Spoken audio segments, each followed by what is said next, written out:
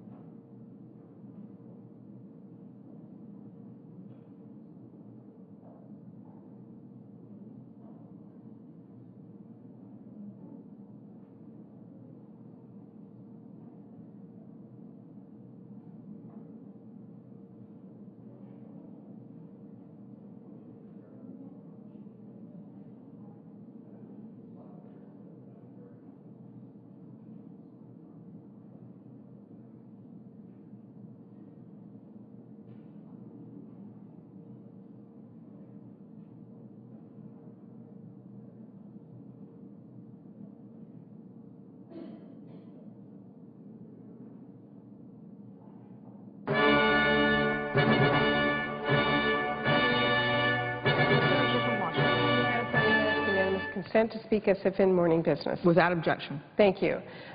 Madam President, today marks 18 years. I'm sorry, the Senate is in a quorum call. Madam President, asking unanimous consent to call for quorum. Without objection. Thank you. Madam President, today marks 18 years to the day since President Clinton signed the Violence Against Women Act into law. And since that day, this law has protected countless women across the country, as seen most directly by the fact that annual rates of domestic violence have dropped by more than 60%. But, Madam President, today also marks a far less celebratory day in the history of this critical bill. And that's because today is also the 139th day of delay by the House of Representatives since the Senate passed an inclusive bipartisan VAWA bill by a vote of 68 to 31. It marks 139 days since House Republicans decided not to follow suit and to instead pass a version of our legislation that stripped vital protections included in our Senate bill, provisions that protect some of the most at-risk women in our country. It has now been 139 days since 15 Senate Republicans stood up to join with us to pass this legislation because they knew the history of this bill. They knew that every time the Violence Against Women Act has been reauthorized, it has consistently included bipartisan provisions to expand protections to women who were not previously covered. They understand that domestic violence protections for all women shouldn't be a Democratic or Republican issue. So, Madam President, I hope that Speaker Boehner and our colleagues in the House hear this. We are not backing down, and we will keep fighting. 139 days is inexcusable. In fact, 1 day is inexcusable. It's now time, long past time, for Speaker Boehner to look beyond ideology and partisan politics. Their obstruction clearly is taking a toll on women across this country. In fact, for Native and immigrant women and LGBT individuals, every moment that our inclusive legislation to reauthorize VAWA is delayed is another moment that they are left without the resources and protection that they deserve. The numbers are staggering. 1 in 3 Native women will be raped in their lifetimes. 2 in 5 are victims of domestic violence, and Native women are killed at 10 times the rate of national average. Now, these shocking statistics aren't isolated to one group of women. 25 to 35% of women in the LGBT community experience domestic violence in their relationship. And 3 in 4 abused immigrant women never entered the process to obtain legal status, even though they were eligible, because their abuser husbands never filed the paperwork.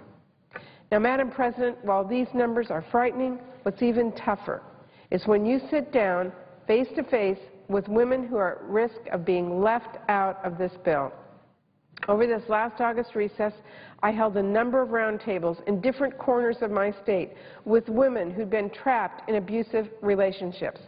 Many of them are from the communities of women that the House Republicans refused to extend these provisions to. Through painful memories and many tears, they told me about how they feel all alone. Numerous women who were immigrants talked about how they were scared for themselves or their children, so they didn't report their husbands or boyfriends. Tribal women talked about how not only had they been abused, but how they then had to watch their abuser do the same thing to other women on their reservation with no recourse. Every moment the House continues to delay is another moment that these women and 30 million women like them are left without the protections they deserve.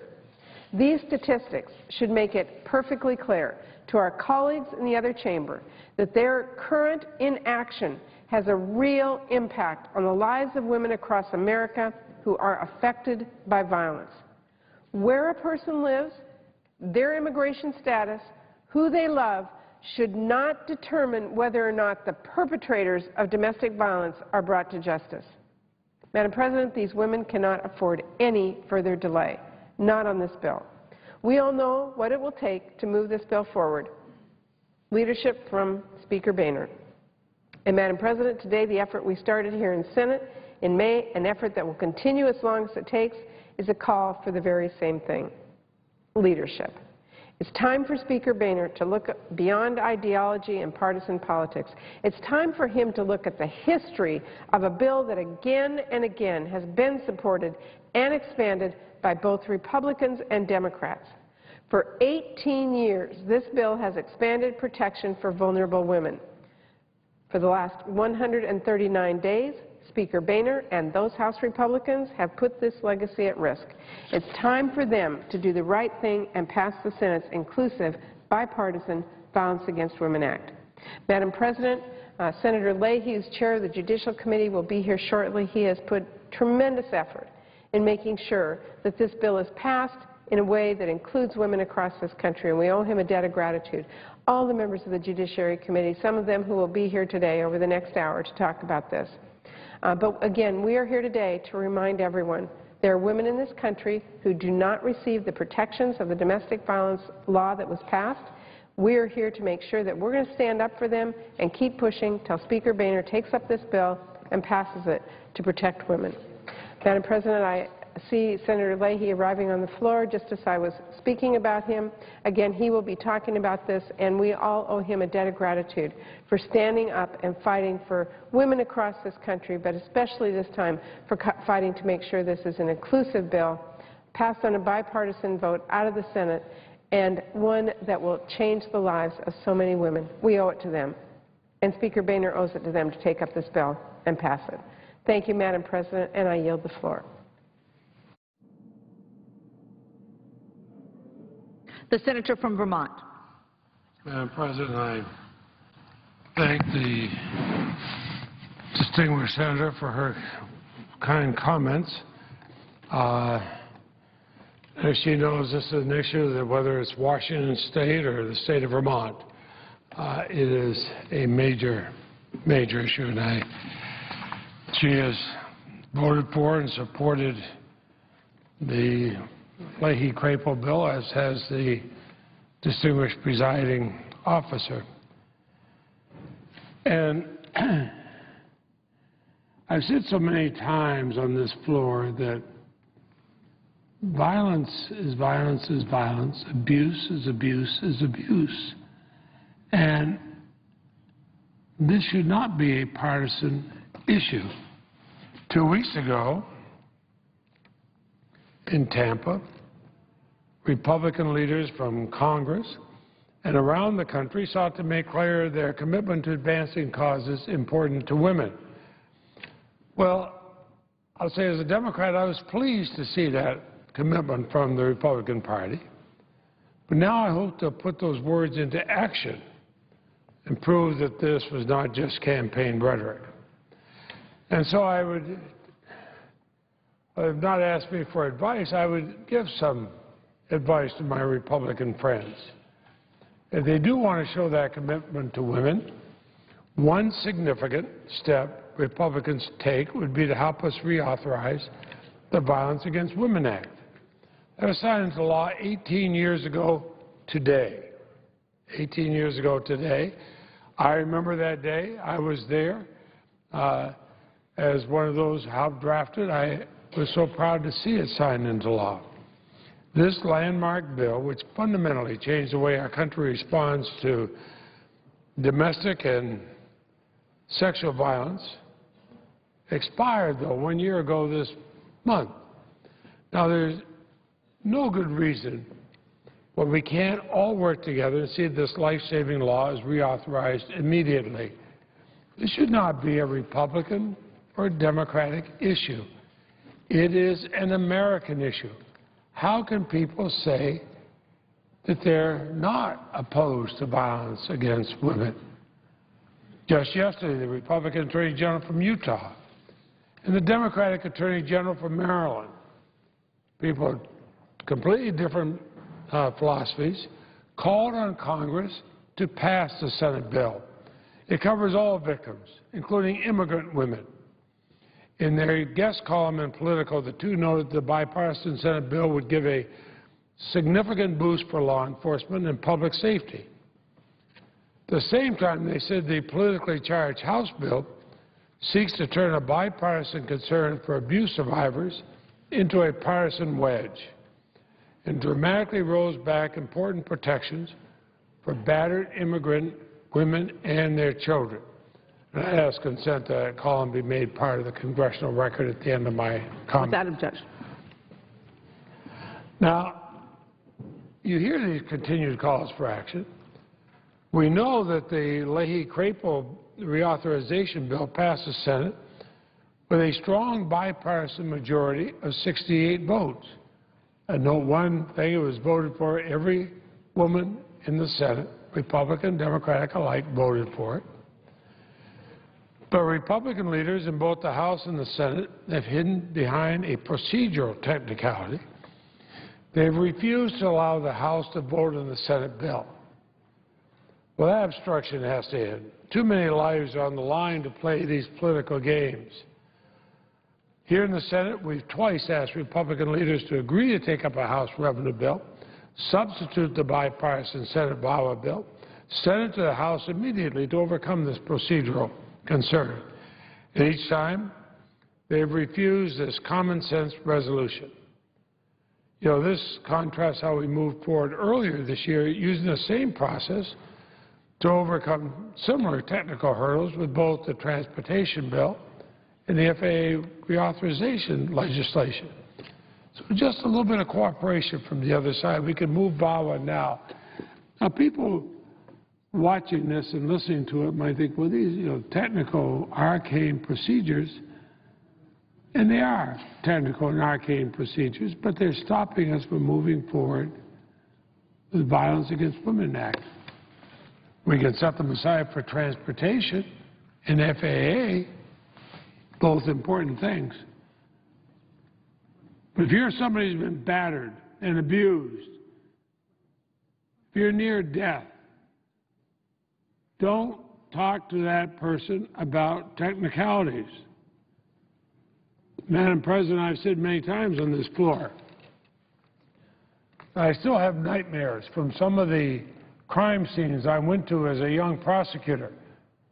It's always at 2 and 3 and 4 o'clock in the morning.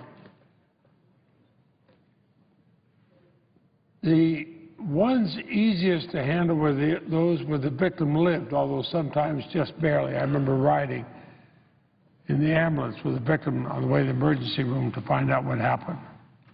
Many other times we were there waiting for the coroner to arrive because the body was on the floor. I wish everybody who is hiding behind these technicalities to come with those of us, both parties, those of us who have been prosecutors, have gone to those crime scenes. And I guarantee you they'd be back here and saying, get rid of those technicalities. I cannot understand the House Republican leadership hiding behind this excuse to avoid debating and voting on the bipartisan Senate bill.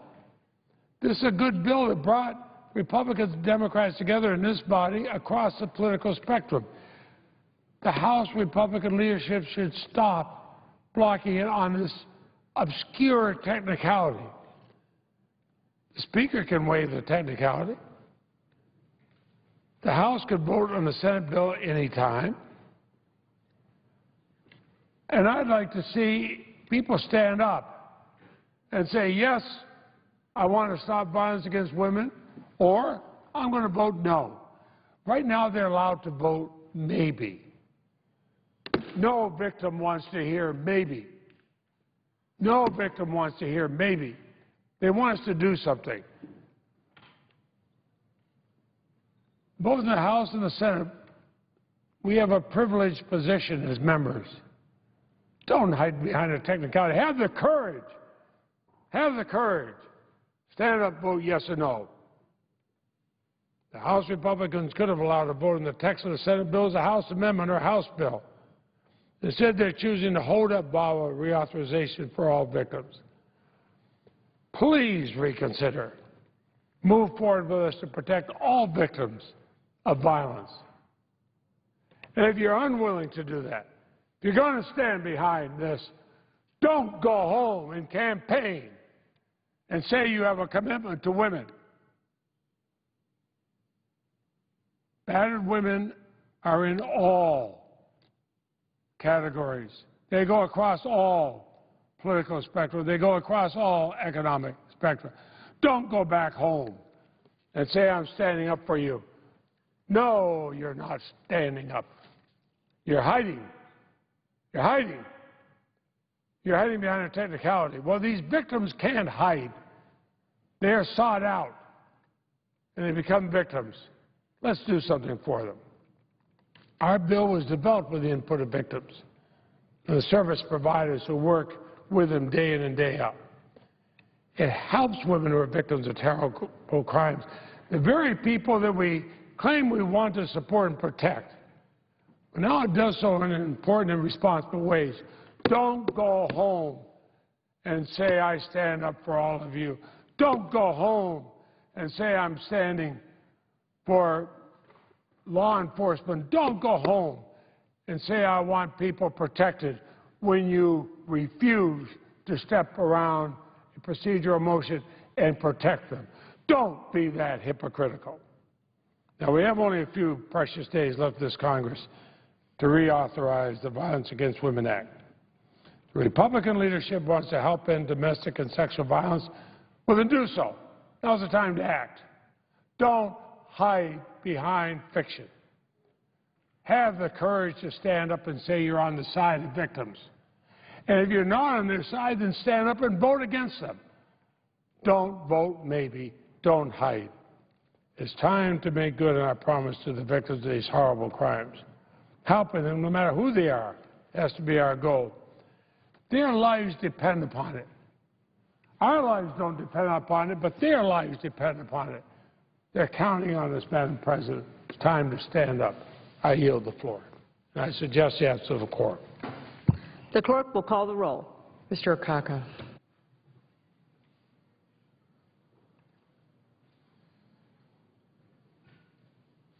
Madam President. The senator from California.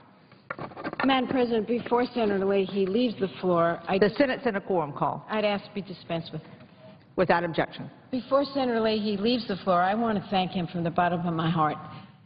What he has shown is that he can team up in a bipartisan way to help the women of this country avoid needless, senseless, dangerous violence.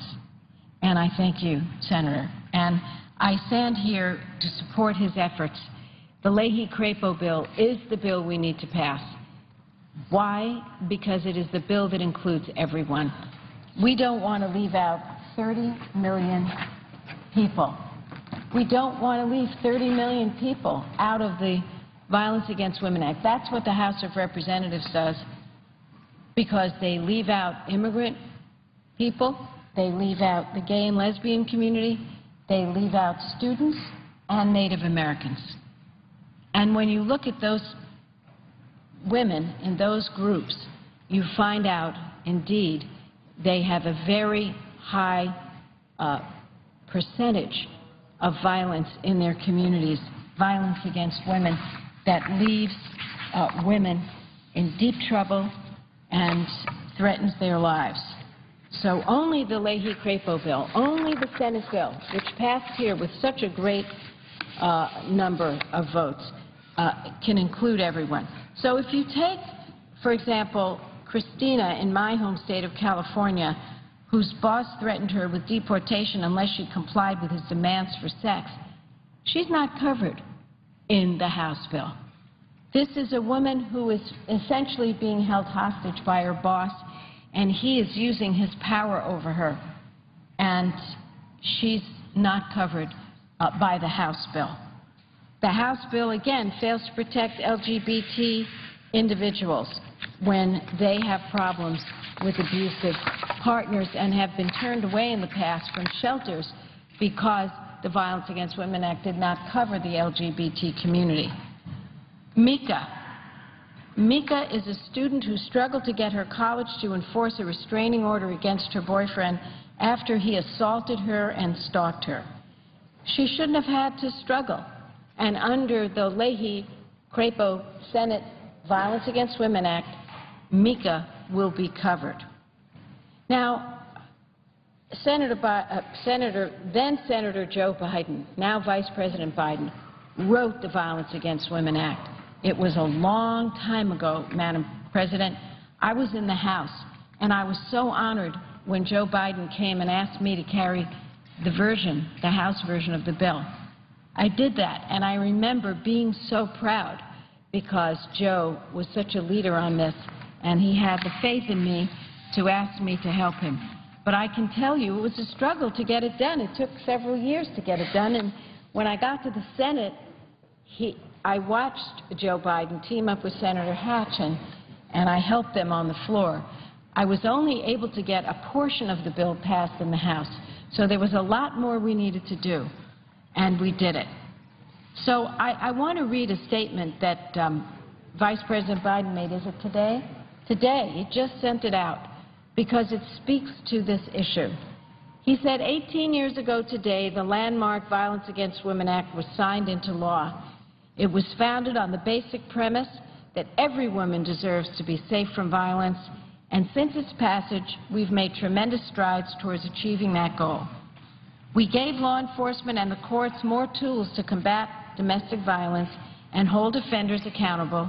We created a national hotline to direct victims to life-saving assistance, and since VAWA passed, Annual rates of domestic violence have dropped by more than 60%. Madam President, it's important to reflect on what Vice President Biden is saying. Because of the Violence Against Women Act, we have seen a drop in the annual rate of domestic violence by more than 60%. And now we are here to say, let's make it even better by including 30 million people who were left out of the bill. So we have more work to do. This is quoting from the Vice President. He says 3 women still die every day as a result of domestic violence. 1 in 5 women have been raped, many as teenagers, and 1 in 6 women have been victims of stalking. And he writes, while women and girls face these devastating realities every day, reauthorization of a strengthened VAWA languishes. VAWA is just as important today as it was when it first became law. And he writes, I urge Congress to keep the promise we made to our daughters and our granddaughters on that day, that we would work together to keep them safe. So in closing, because I see Senator Coons is here, and we're so happy that he's here to talk on this issue, I feel it's important to note that over 900 groups nationwide have signed a letter in support of a bill that includes these 30 million people, that includes everyone. And we know this law is working. So on today, the 18th anniversary of the Violence Against Women Act being signed into law by Bill Clinton, let's pass legislation and send it to President Obama, legislation that strengthens the law, is bipartisan like the Leahy-Crapo bill, and includes everyone. Thank you so much, and I yield the floor. Madam President. The Senator from Delaware. Madam President, I rise today in honor of the 18th anniversary of the signing of the Violence Against Women Act into law. And as my good friend and colleague, the Senator from California, has just reminded all of us, it is my home state Senator, now our Vice President Joe Biden, whose leadership in getting the Violence Against Women Act signed into law in the first place moved us in this country towards a society that is more just, that is more safe, that is more welcoming.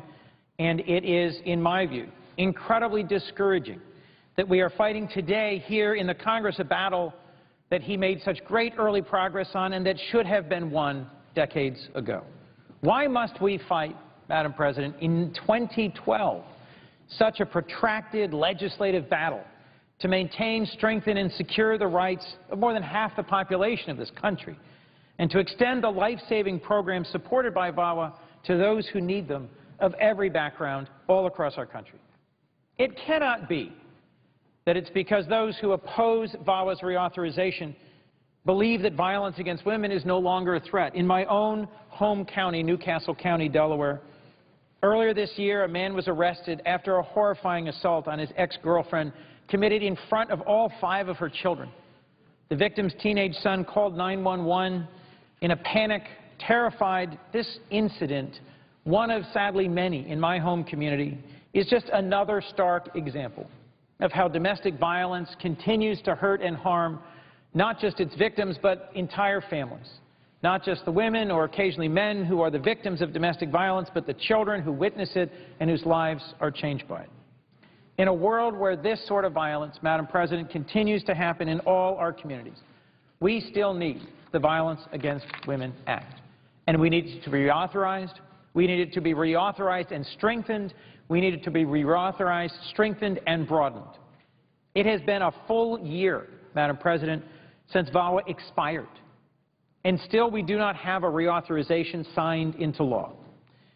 Reauthorization is a real opportunity, one built into the initial act, that requires us as a body, the House and Senate together, to sit down and sift through the data and to examine how these programs can be better, stronger, more efficient, more effective. Every 5 years we have to take a hard look at where we're failing and where we're succeeding in this important work against domestic violence, a scourge that lives in the dark throughout our community. Here in the Senate, we've done that work. The House, sadly, has not. And in my view, we must not let them be a roadblock in the critical progress we've been called upon to make. This is our time to make the necessary changes to improve VAWA and to reauthorize it, and we will not back down. In this year's reauthorization, we made a number of critical changes, positive changes, and 2 that are particularly important to me. First, ensuring that every victim of abuse in this country is able to count on the law to protect them, regardless of who they are, where they live, or whom they love. And second, ensuring that we reduce bureaucracy and strengthen accountability to ensure that taxpayer dollars authorized through VAWA are spent wisely and responsibly and effectively. The Senate reauthorization moves us forward by adding protections for victims of domestic violence, regardless of their sexual orientation. The reality is, Madam President, as we learned in re-examining VAWA and the experience of the last 5 years, sadly, the reality is that lesbian, gay, bisexual, and transgendered Americans experience domestic violence at the same percentage as relationships in the general population, a shocking 25 to 35% of all relationships. Yet nearly half of LGBTQ victims are turned away from domestic violence shelters, and a quarter are unjustly arrested as if they were the perpetrators. The Senate reauthorization makes plain that discrimination is not the policy of these United States. It says no program funded by federal VAWA dollars can turn away a domestic violence victim because of their sexual orientation or their gender identity. Whether the victim is gay or straight, American Indian, white, black, or Latino, in my view, Madam President, and in the view of so many in this chamber, they deserve protection from abuse and justice for their abusers. There's two other important changes in this VAWA reauthorization as passed through the Senate, both of which help ensure we bring perpetrators to justice, no matter who their victims are or where their crimes are committed. These provisions support victims of crime committed on tribal lands and help law enforcement to secure needed testimony from victims who are unwilling to come forward due to reasonable fears of deportation. So in total, all three of these important changes to the substance and scope of VAWA, I think, strengthen it, I think carry forward its initial spirit, and I think are completely appropriate things for this Senate and the House to do in our every 5-year reconsideration and reauthorization of VAWA. It is important to remember, Madam President, that VAWA goes beyond basic justice for our fellow citizens. It supports the investigation and prosecution of violent crimes. Delaying this reauthorization means denying essential tools to law enforcement officers in my home state of Delaware and your home state of North Carolina and all across our country.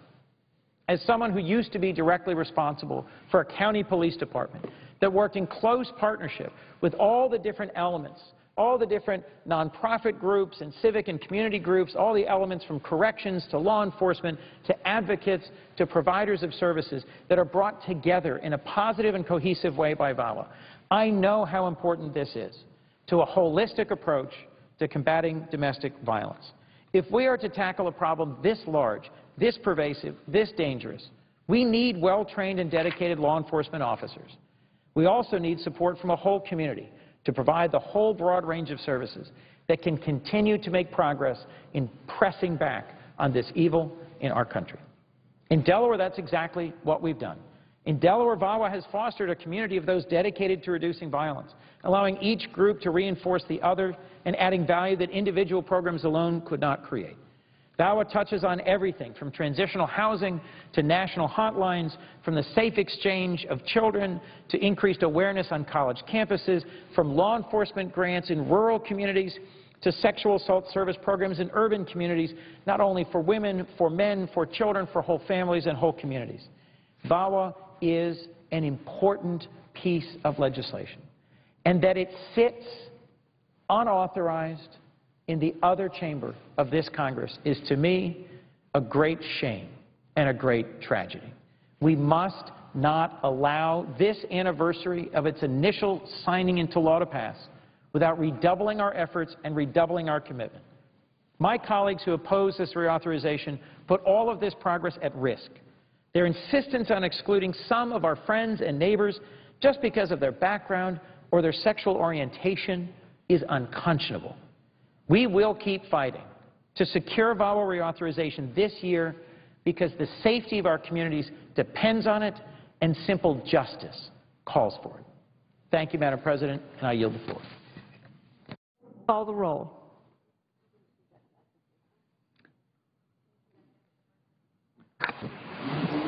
Madam President, I suggest the absence of a quorum. The clerk will call the roll. Mr. Kaka.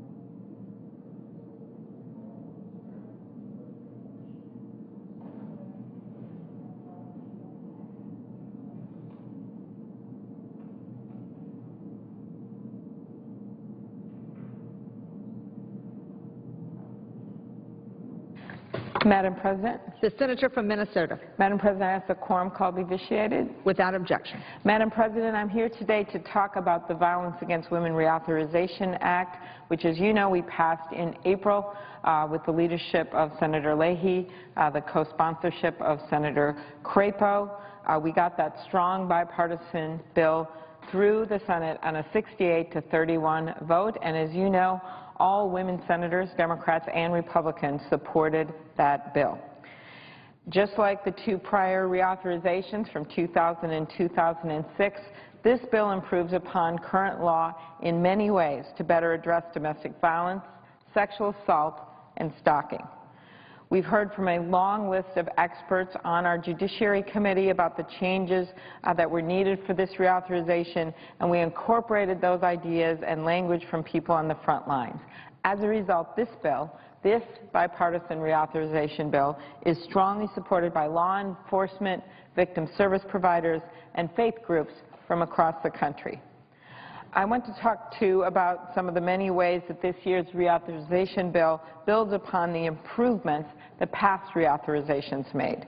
But first, I think it's important to mention the bipartisan bill does not ignore the current budget climate. It consolidates 13 programs into only 4. So when I hear people talk about, well, should we just let the old bill keep going for a while, this bill actually is better from an efficiency standpoint. It consolidates 13 programs into 4 in an effort to reduce duplication and bureaucratic red tape. It also cuts the authorization level for VAWA by more than $135 million a year. That's a 17% decrease from the 2006 reauthorization. So there was a clear acknowledgement that our country is going to have to make some changes with our fiscal situation as we go into this next year, and that was one of the reasons that this new bill, this reauthorization, was so important. We are doing more with less. No existing grant program receives an increase in authorization levels in this bill, and the legislation creates only one new program at $5 million a year. That new program will support tribal efforts to combat domestic violence on reservations.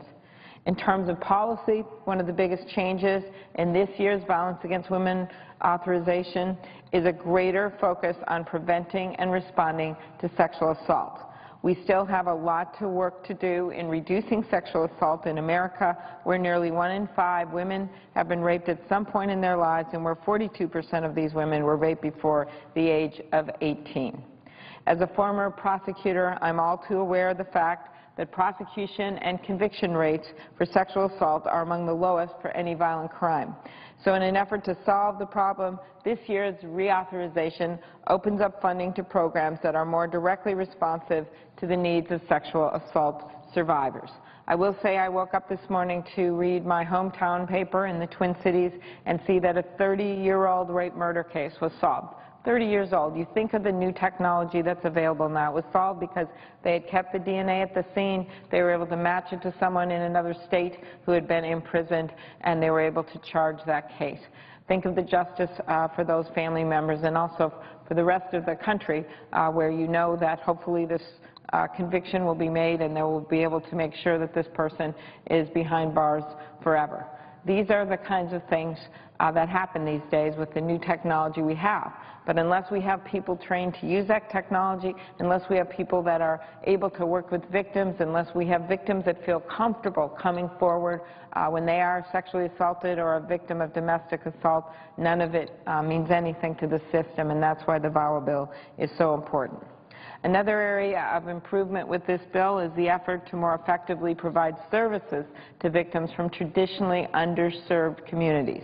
This bill adds new definitions that will help make sure that VAWA-funded programs provide a wider variety of services that address the needs of racial and ethnic minorities. As Chairman Leahy's committee report points out, studies indicate that women of color are reluctant to turn to traditional domestic violence programs, and culturally specific programming may be more effective in meeting their needs. A recent National Institute of Justice study found that women of color may be less likely to receive all the services they need. Domestic violence and sexual assault are problems that affect everyone in this country, and this new bill, this reauthorization bill, recognizes that fact. The Senate's version of the VAWA reauthorization also includes a number of improvements that specifically address needs of women living in tribal areas. It is a sad reality that Native American women experience rates of domestic violence and sexual assault that are significantly higher than the national average. And so the VAWA reauthorization strengthens existing efforts to confront the ongoing epidemic of violence on tribal land by expanding the tools available to federal law enforcement. The Judiciary Committee worked closely with the Indian Affairs Committee to craft the most effective responses to the frighteningly high levels of domestic violence and sexual assault in tribal areas. One important provision gives tribal courts jurisdiction over a non-Native American who has committed acts of domestic violence against Native American women in a small subset of cases that meet 3 specific criteria. Number 1, the crime must have occurred on a reservation. Number 2, the crime must be domestic violence. And number 3, the defendant must live on a reservation. Why did we do this? Because we know a lot of these cases weren't being reported, these cases weren't being prosecuted. It is very difficult sometimes for state and federal authorities with the limited resources to come in and handle these cases. It was simply a pragmatic response to a legal issue, and it is something, as I said in the Senate, got broad bipartisan support. We have a significant Native American population in my state, so this change and several others will be very helpful in cracking down on these crimes. Finally, I'll briefly mention one part of this reauthorization that I've worked hard on, and I see that Senator Hutchinson of Texas is in the chamber, and it is good to see her because I am going to be talking about the amendment that she and I worked on together, and that is an updating of our stalking laws. Current law focuses on what the victim knows and requires prosecutors to show that the victim experienced a certain level of fear in order to secure a conviction.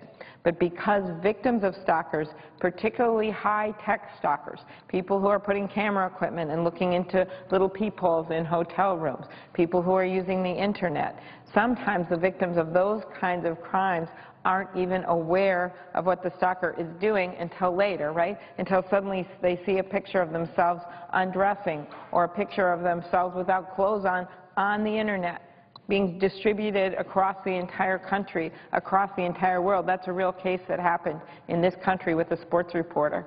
Those are the kinds of things that we're seeing. So while they're experiencing it, they don't have that level of fear because it happens later. So all we have done, Senator Hutchinson and I and others, have updated the stalking law that she was involved in before I even came to the Senate, have updated that law to make it as sophisticated as the people that are trying to commit the crimes. These are just a sampling of some of the important changes in this reauthorization bill. It is basically about making the Violence Against Women Act, which has been so important to our country and to women in this country, to make it more efficient and to update it for where the real needs are. Things change over time. You learn new law enforcement techniques, and you have to be able to put those into action. That's what this is about. For me, this is about Officer Sean Schneider, officer in Lake City, Minnesota, gets called to a scene to respond to a domestic violence crime, goes up to the front door, door opens, 17-year-old victim with a clearly agitated, mentally ill perpetrator, her boyfriend, ends up shooting Officer Schneider. He dies a few days later, leaving behind a widow and 3 little kids. And that funeral was right around the holidays. The last time that family had been in church was for the church pageant for Christmas. The next time that family was there, walking down that middle aisle, was for the funeral of their father. A little girl with a blue dress covered in stars, a little girl walking down that church aisle. That's what I remember. And when you see that kind of thing, you know one thing. Domestic violence just doesn't have one victim. Domestic violence has an entire family as a victim, an entire community, and an entire nation. And when that officer was called to that scene, he did not ask, oh, is the victim American Indian? Is the victim gay? Is the victim a woman? Is the victim a man? He did his job. He showed up at the scene. Now it is time for us to do our job, and the House of Representatives should pass this bill, and we should get this done. Thank you, Madam President. I yield the floor. Madam President. The Senator from Texas.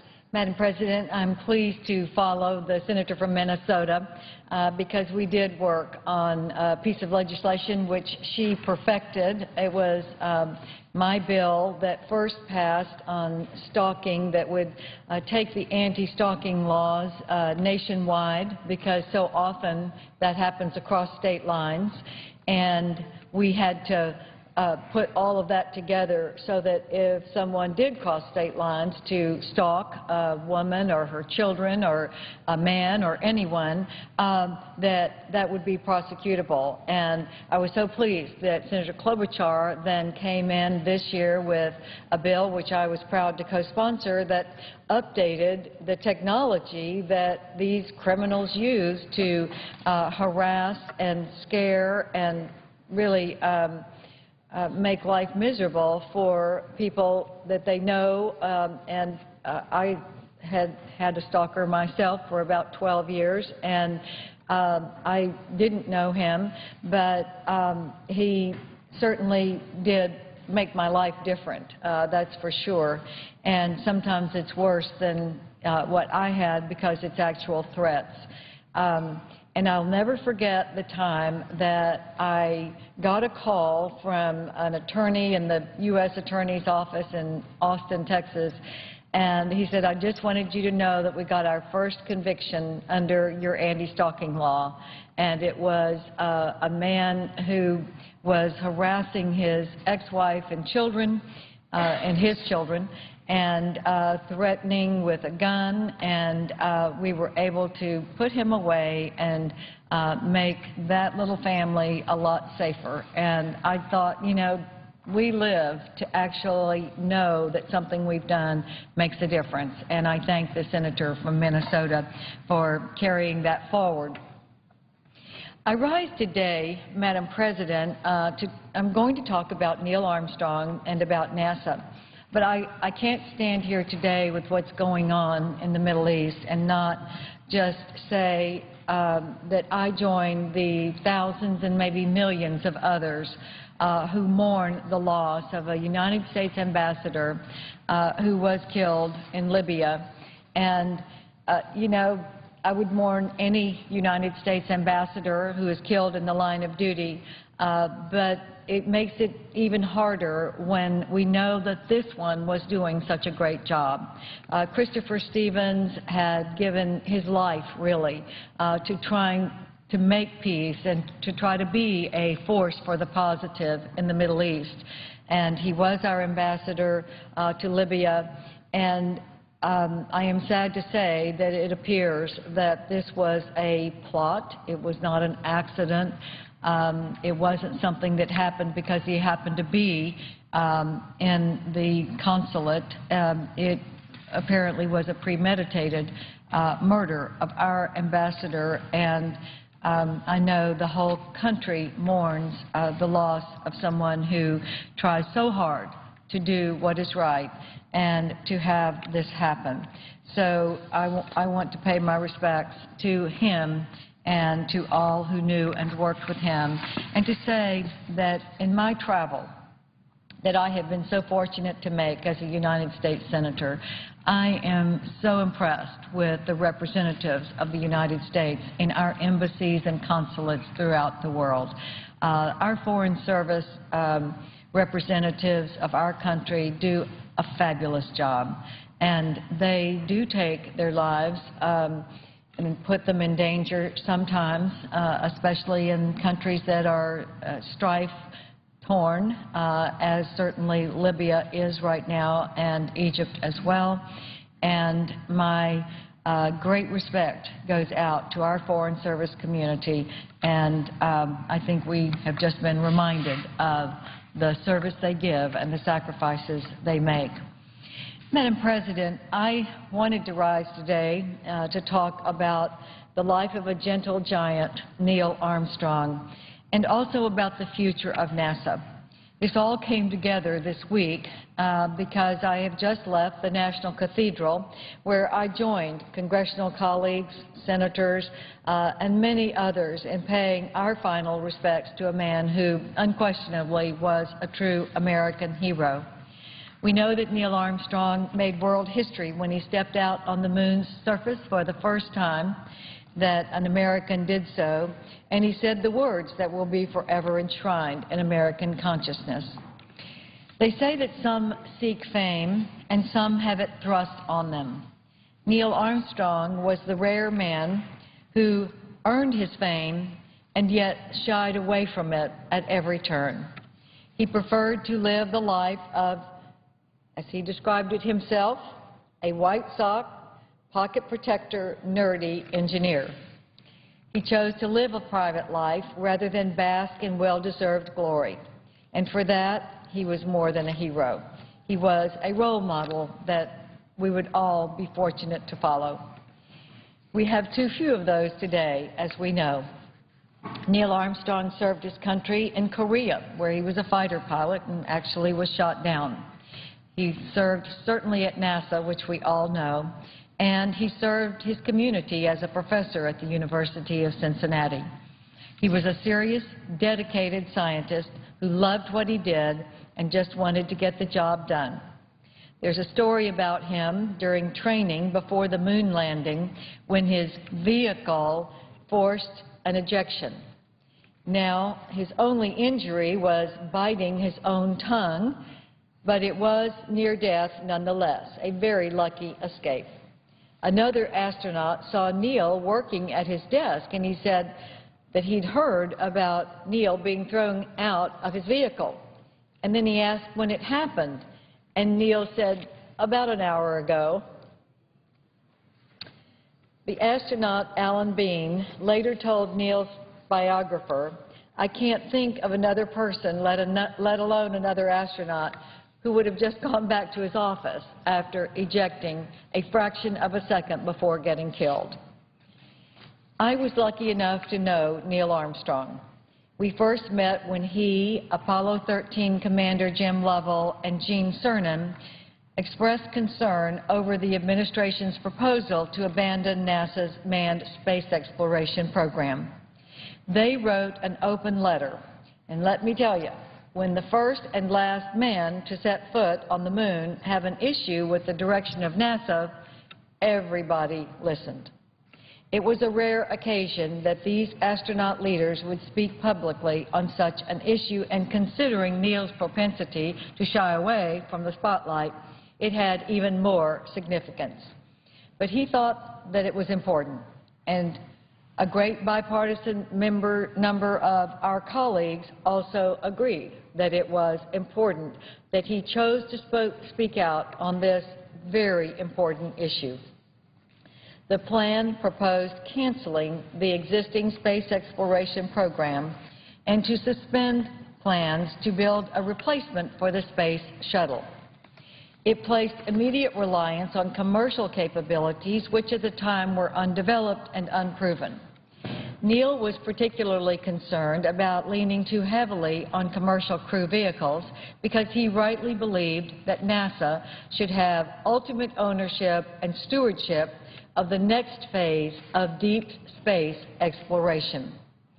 When I asked if that group would testify before the Commerce Committee to give us the benefit of their immense experience, Neil Armstrong and Gene Cernan were able to do it.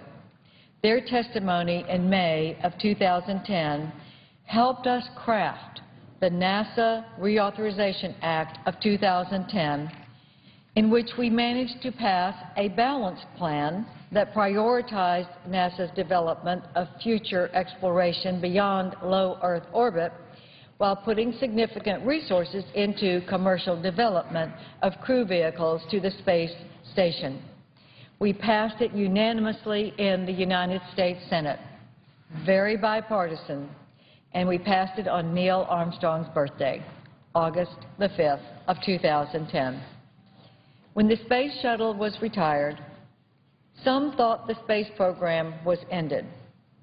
You know, I took a group of Cub Scouts, actually, to Johnson Space Center in Houston just a few months ago.